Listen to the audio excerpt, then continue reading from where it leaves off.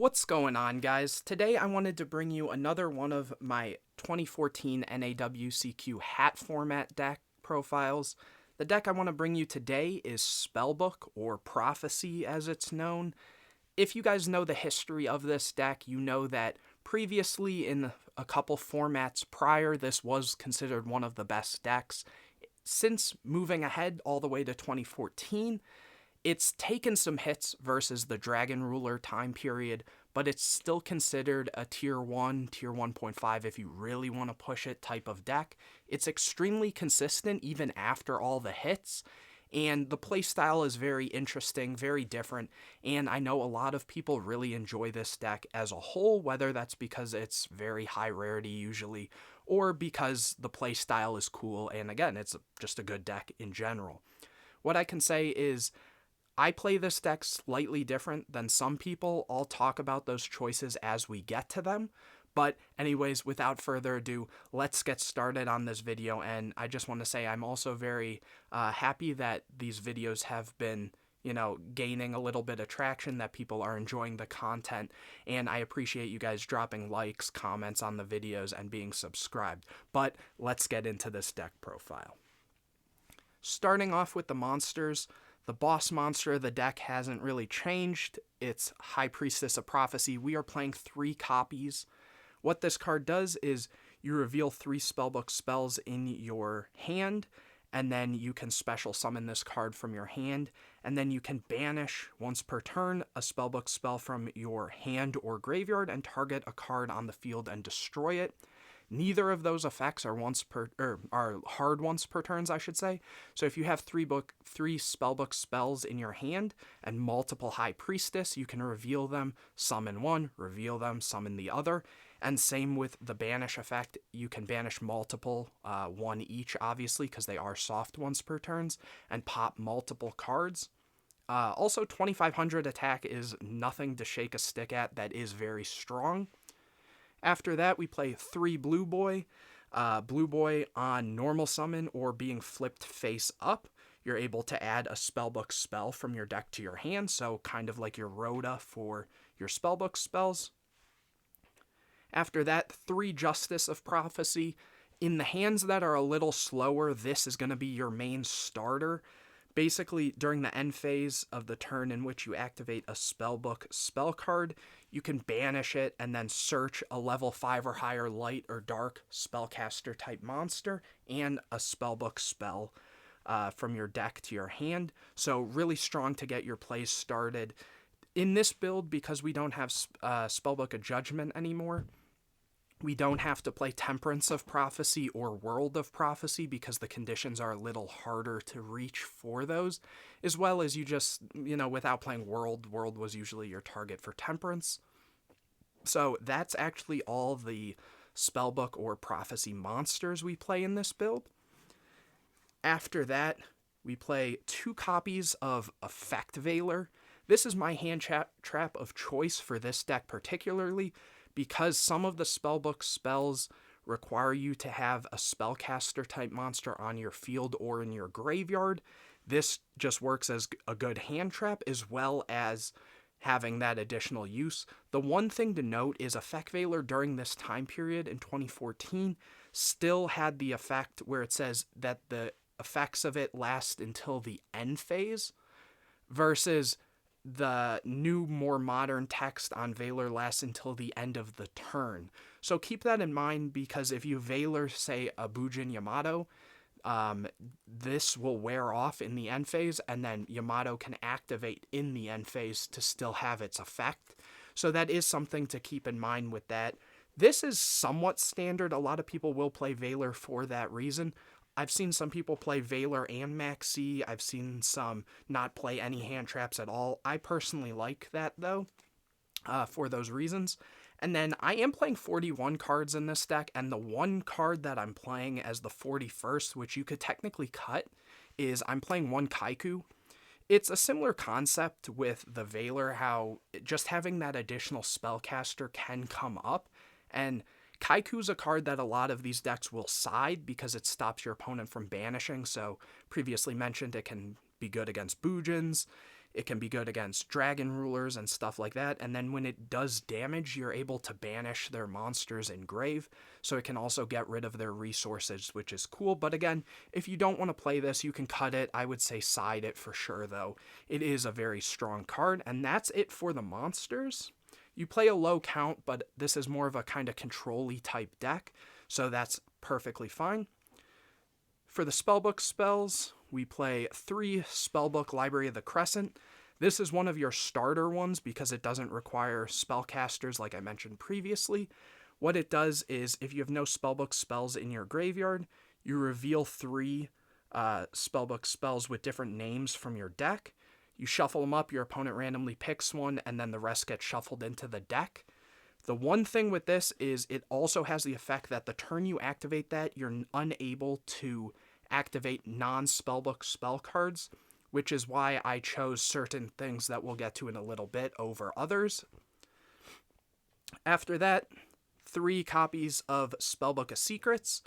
Once per turn, you're able to add a Spellbook spell card from your deck to your hand, except itself. That includes Blue Boy, which can then get you another search.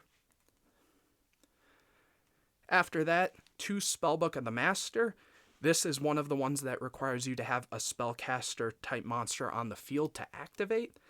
And what it does is you reveal another Spellbook card in your hand, target a Spellbook normal spell in your graveyard, and you apply that monster's effect. So if you take, for example, Secrets, you're able to then get an additional search that turn. It's just a way to kind of cycle through your spells to have more in graveyard. The main card, in my opinion, for this deck that makes my build slightly different is the Towers. Now, the Tower isn't what makes this deck different. We'll get to that in a little bit, but this card is really crazy. So what it does is, once per turn during the standby phase, if you have a spellcaster type monster on your field or in the graveyard, you can return a Spellbook spell from your graveyard to the bottom of the deck to draw an additional card. So you can initially get 2 draws per draw phase, or I guess since it's happening in the standby, 2 draws per turn, basically. Let's put it like that. And then if it's destroyed by an opponent's card and sent to the graveyard, you can special summon a spellcaster type monster from your hand or deck whose level is less than or equal to the number of Spellbook spells in your graveyard. So it also has a summoning thing. This build is kind of, I want to call it like a Towers Turbo version of it. And again, once we get into some of the other choices, I'll explain that a little more. But really, really important card. This can miss timing though, so if you go to use the effect to, set it, your Spellbook spells back on the bottom, they MST it, you won't be able to get the summon. 2 copies of Spellbook of Wisdom. This works with any spellcaster type monster, and it's basically a one-sided lance. You can either choose spells or traps, and that monster becomes unaffected for the turn. 2 Spellbook of Eternity. This returns your banished Spellbook spell to hand. The best Spellbook spell, besides like Tower and stuff like I mentioned, this card's at 1 in this format, Spellbook of Fate. This one, while you have a spellcaster monster, you can banish up to 3 Spellbook spells from your graveyard and then apply the effect depending on which you did. If you banished 1, you can target a set spell or trap on the field and return it to hand. 2, you book a Moon a card. Or 3, you non-targeting banish a card your opponent controls. Really, really good card. You're kind of trying to recycle this as much as possible, and you're playing like a weird control deck based around that. 1 Spellbook of Power increases the attack of a spellcaster type monster by 1,000, and then when it destroys an opponent's monster by battle, you add a Spellbook spell from your deck to the hand. 1 Spellbook of Life, basically being able to resummon your Spellbook monsters or spellcaster type monsters from graveyard, which is cool. And then 1 Book of Moon. This doesn't work with your other, Spellbook cards, even though it is a book card. But this is just good to flip your blue boys and stuff to get more searches. And that's it for the spells. Some decks, so going back to what I was saying before, some decks will play 2 copies of Pot of Duality. I personally don't like Pot of Duality because you can't activate this and Duality in the same turn, so it kind of takes away from some of your plays. It gives you more dead cards and more like turn 3 cards. So I'm going to show you what I chose to play in place of that, starting with the traps. So I chose something that I saw a long time ago playing during this time, and that was 3 Reckless Greed. I know in Modern Edison people are playing this a little more, and same with like Legacy of Yatagarasu and stuff. But the cool concept with this is you draw 2 cards, skip your next 2 draw phases. But the thing is, with Spellbook Tower, you're still going to be able to place your Spellbook spells back on the bottom of the deck and draw. So you're technically, even though this is skipping your draw phase, you're still getting a draw every turn, as well as being able to activate multiple of these can get you enough Spellbook spells to trigger the summoning requirements for High Priestess.